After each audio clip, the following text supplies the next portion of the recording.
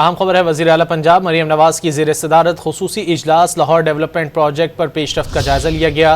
وزیر اعلیٰ مریم نواز نے کینال کی بھل صفائی کرانے کا حکم دے دیا۔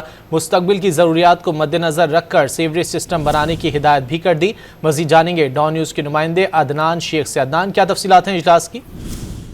جی بالکل، وزیر اعلیٰ پنجاب مریم نواز شریف کی زیر صدارت خصوصی اجلاس ہوا ہے اور لاہور ڈیولپمنٹ پروجیکٹ پر پیش رفت کا جائزہ لیا گیا۔ ڈپٹی کمشنر لاہور نے لاہور ڈیولپمنٹ پلان پر رپورٹ پیش کی ہے اور مریم نواز نے کینال کی بھل صفائی کرانے کا حکم دیا ہے۔ اس موقع پر وزیر اعلیٰ پنجاب مریم نواز نے مستقبل کی ضروریات کو مد نظر رکھتے ہوئے سیوریج سسٹم کو بہتر بنانے کی ہدایت کی ہے اور واسا لاہور میں مجموعی طور پر 180 کلومیٹر 1 سے 6 فٹ قطر نئے پائپ بچھانے کا جو ہے اس کو آرڈر دیا گیا، جبکہ پہلے مرحلے میں لاہور میں 450 سیوریج پائپ لائن بچھائی جائیں گی۔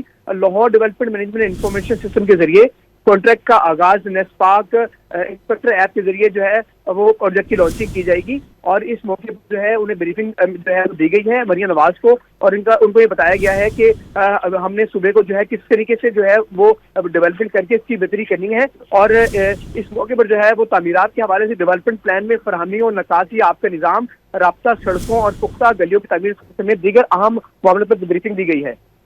بہت شکریہ عدنان شیخ ان تفصیلات کے لیے۔